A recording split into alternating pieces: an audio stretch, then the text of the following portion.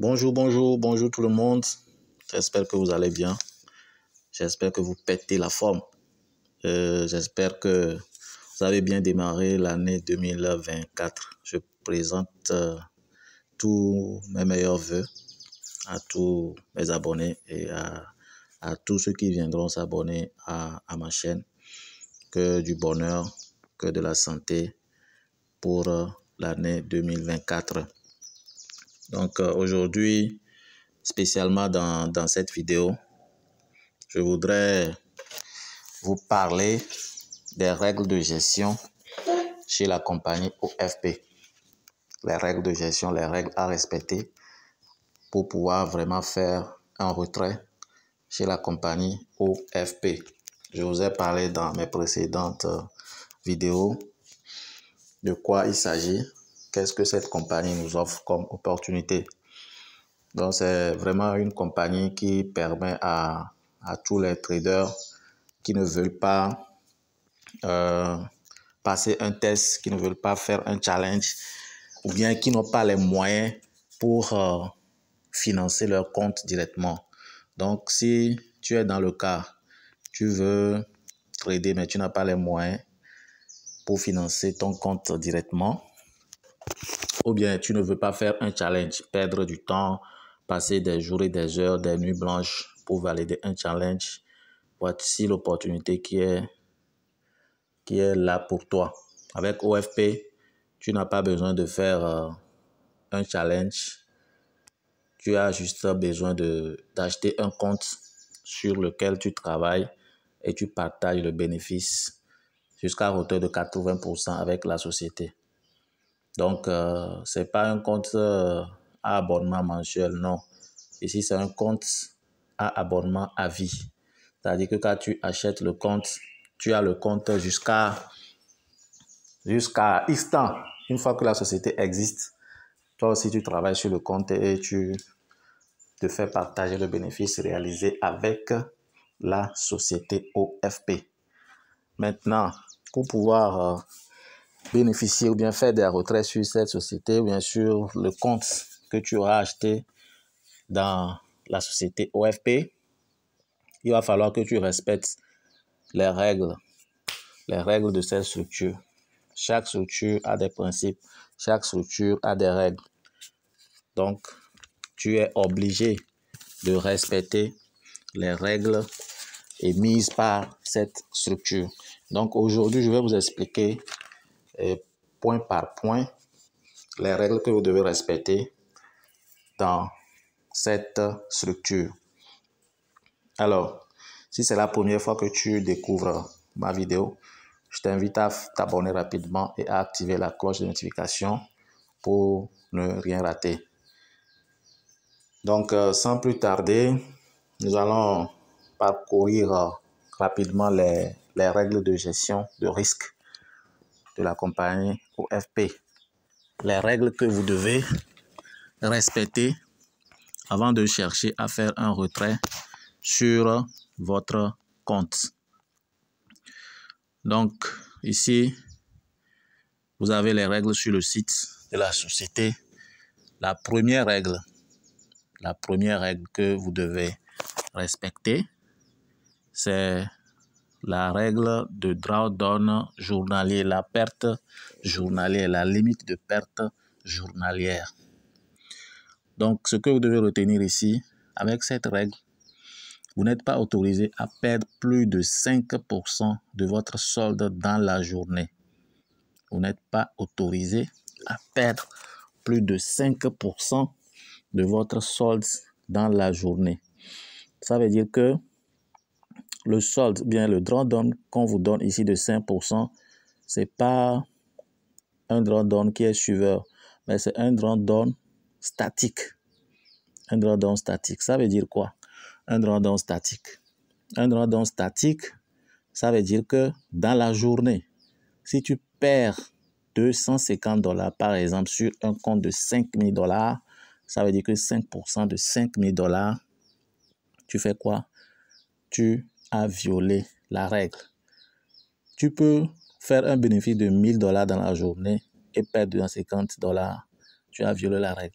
La règle dit que tu ne dois pas perdre 5% de ton solde de départ avec le compte. Ça dit que quand tu as acheté un compte de $5,000, il faut savoir que c'est 5% de ton solde. Les $250 là, tu ne dois pas le perdre dans une seule journée. Quand tu le perds, tu es en violation. Et quand tu violes une règle, la violation entraîne la suspension du compte. Donc, vous devez être très, très rigoureux avec ces règles et les suivre à la lettre. Donc, ça, c'est la première règle qu'il faut suivre et respecter. Une fois que tu respectes les règles, je crois que tu feras tranquillement ton retrait. Maintenant, la seconde règle à respecter, c'est la règle de drawdown global, 10%. La société dit que vous ne devez pas perdre 10% de votre solde global. Ça veut dire que votre solde ne doit pas être inférieur à 90% du montant qu'on vous a remis. Si par exemple, tu achètes un compte de $10,000 et que un beau matin, tu as passé des trades et que tu as perdu et ton solde revient à $9,000. Cela veut dire que tu as perdu quoi? Tu as perdu 10% de ton solde en capital.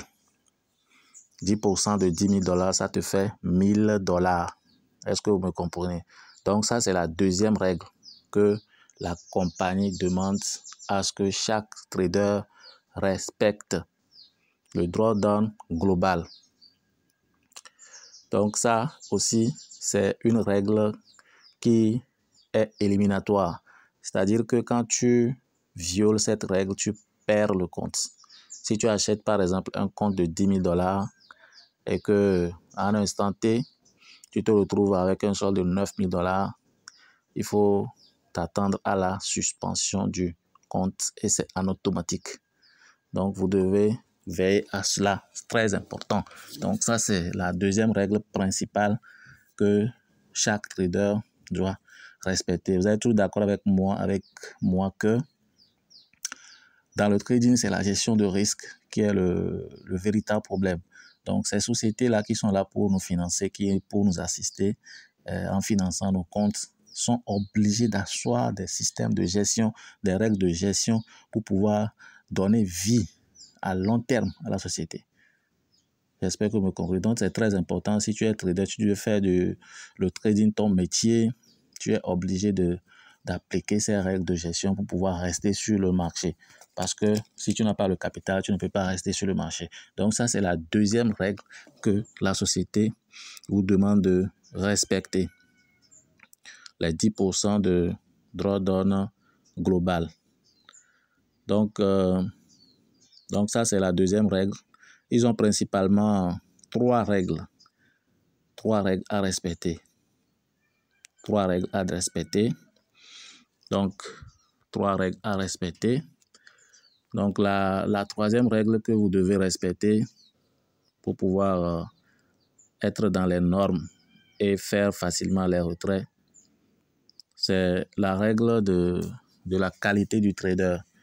Cette règle vous demande à ce que le résultat d'une seule journée ne doit pas dépasser 25% de votre dernier solde à la date du retrait.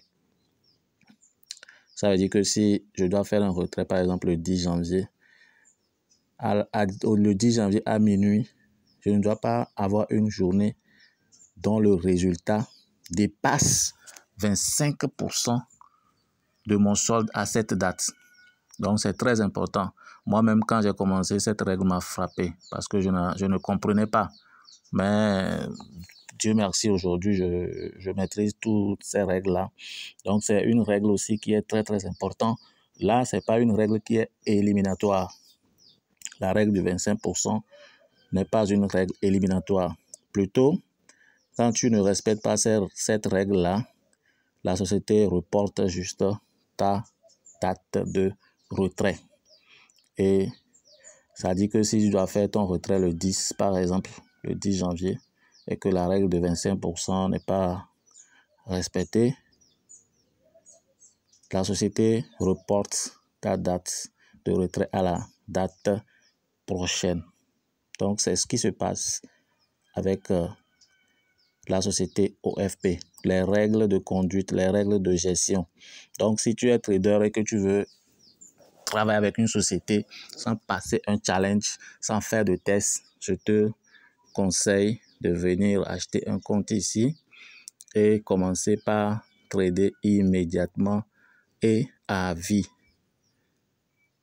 Je vous remercie pour votre attention. Il y aura beaucoup plus d'opportunités ou bien beaucoup plus d'informations sur cette chaîne. Donc, si tu n'es pas encore abonné, je t'invite à t'abonner rapidement et à activer la cloche de notification. Merci et bonne journée. Au revoir.